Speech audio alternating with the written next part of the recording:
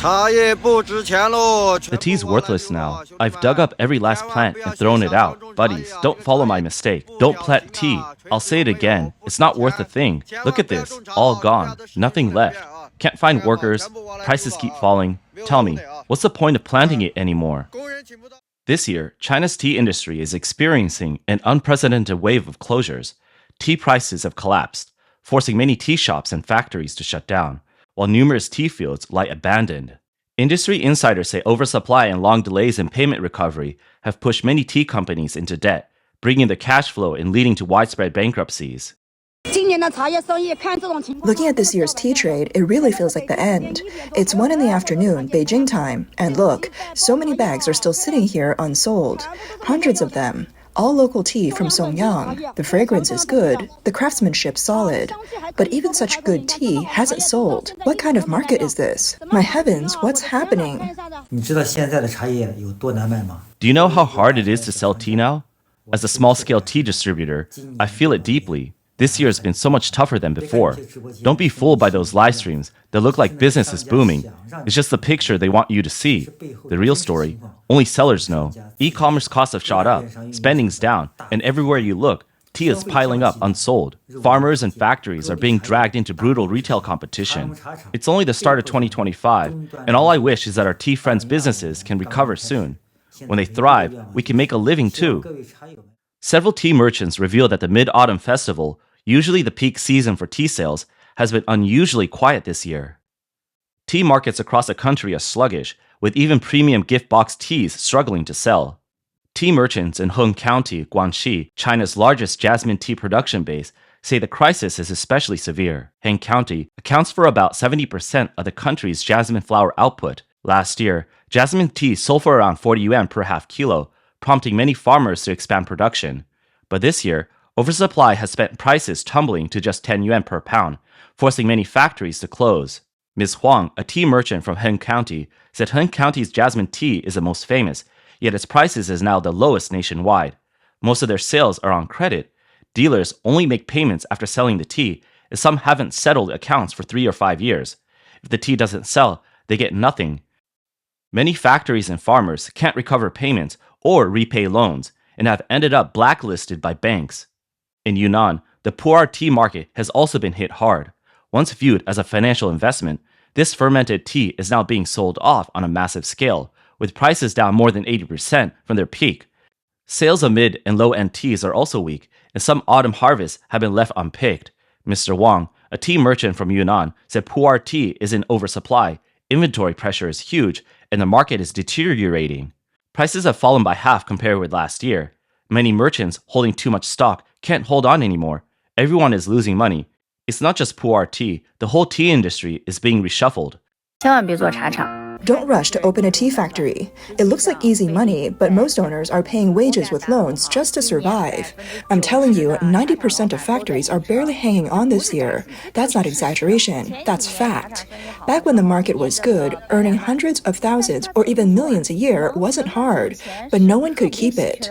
It all went into maintaining connections or upgrading equipment. If you don't upgrade, you're finished. Upgrade and you're forced to chase output and speed. Low yield means no profit. High yield means cash flow collapse. Over 60% of annual payments come in between March and May.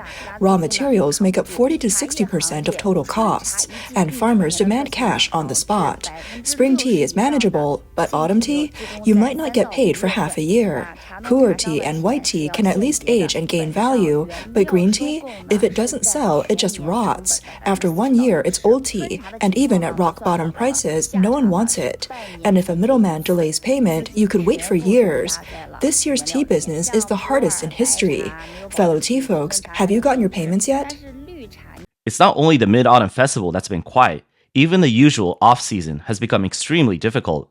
In past years, July and August were slow but manageable. This year, however, the weak market, sluggish spending, and delayed payments have made things far worse. Many people who once gritted their teeth and pushed through are now saying, we just can't hold on any longer. This year's off-season has been called the toughest ever.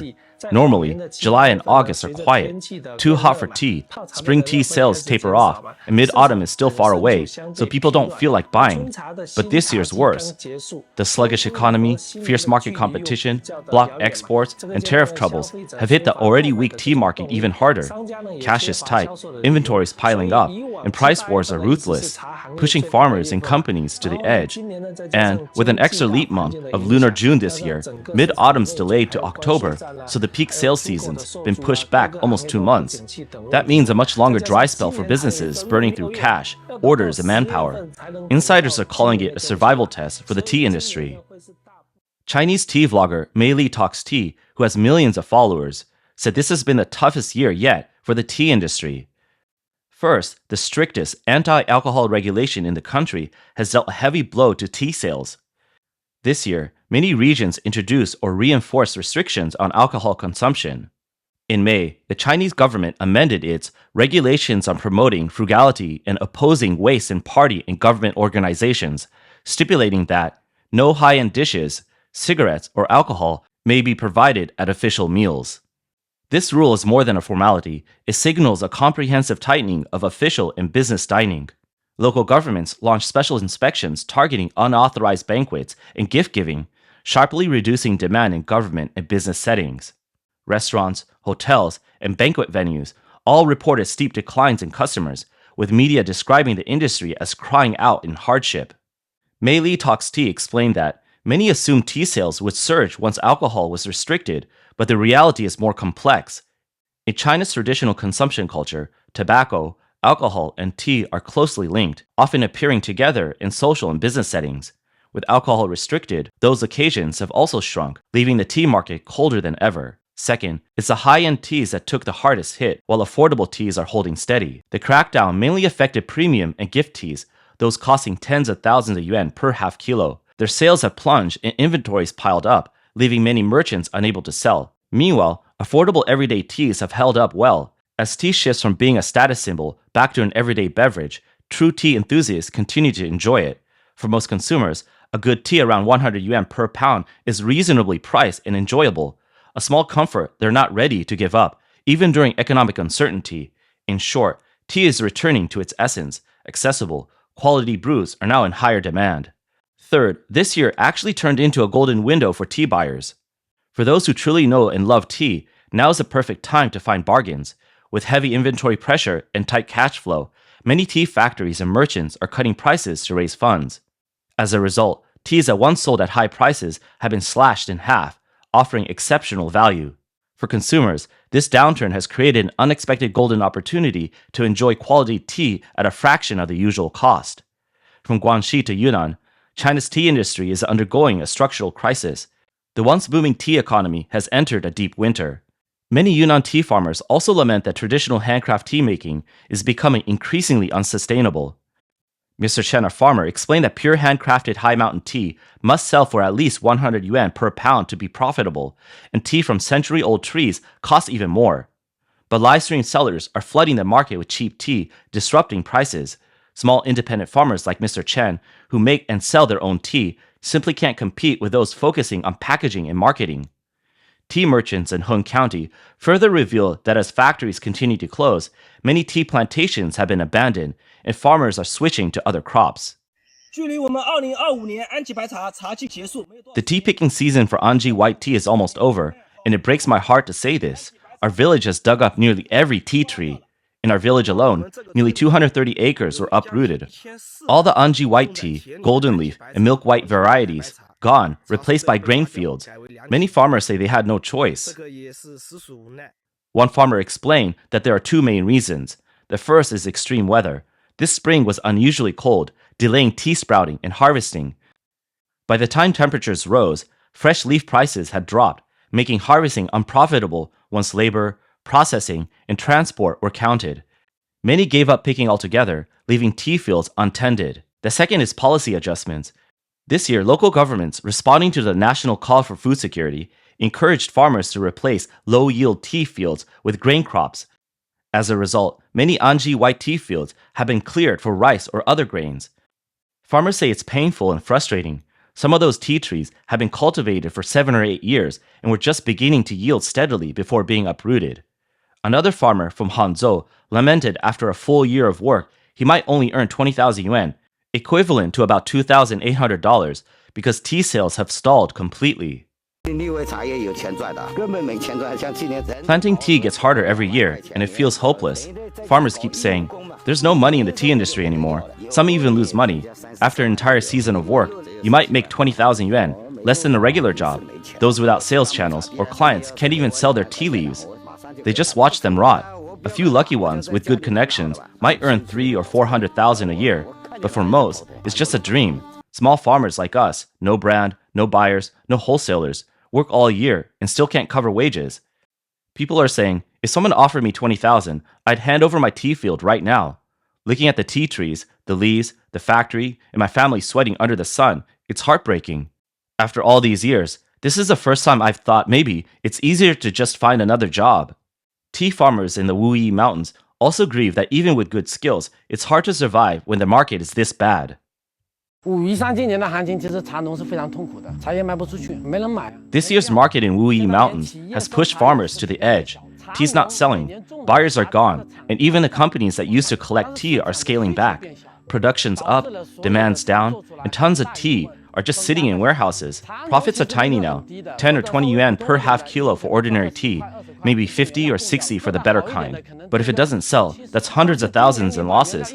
Some invested 500,000 yuan in the business and haven't recovered even 10,000. Cash flow's dead. Many are saying tea's no longer a business for ordinary people. This year's extreme weather and production losses have been worse than in previous years. Many farmers say this truly is the hardest year. Nature's against us, people are against us, and even the tea trees are suffering. Tea cultivation this year has been a tale of extremes. Farmers have lost both labor and investment, suffering heavy losses. This year's been brutal for tea farmers. The market's unpredictable, and even the tea trees seem stubborn. There are 3 big problems: slow budding, weak growth, and low yields. By late April, we're usually halfway through picking Zhenyan tea and nearly done with Rougui tea, but this year, even by April 30th, most tea weren't ready. The buds just sit there, barely growing, only darkening in color. The tea leaves are too young, and there are no older leaves to make the yellow tips. The resulting raw tea only has yellow stems, which affects both the yield and the quality. Cold weather makes growth slow, and production takes longer. What used to take 10 hours now takes 16 for high mountain tea. Workers are frustrated too. They arrived mid-April, but had to wait for over 10 days before finally working for just 2 or 3 days. 3 days of work, 2 days of rest, and of course, their wages dropped, leading to a lot of complaints. 10 factories are under even greater pressure. Less raw tea, higher labor costs, and a weak market means almost certain losses. This year, farmers and factories alike are just trying to hold on, hoping they can survive this toughest tea year.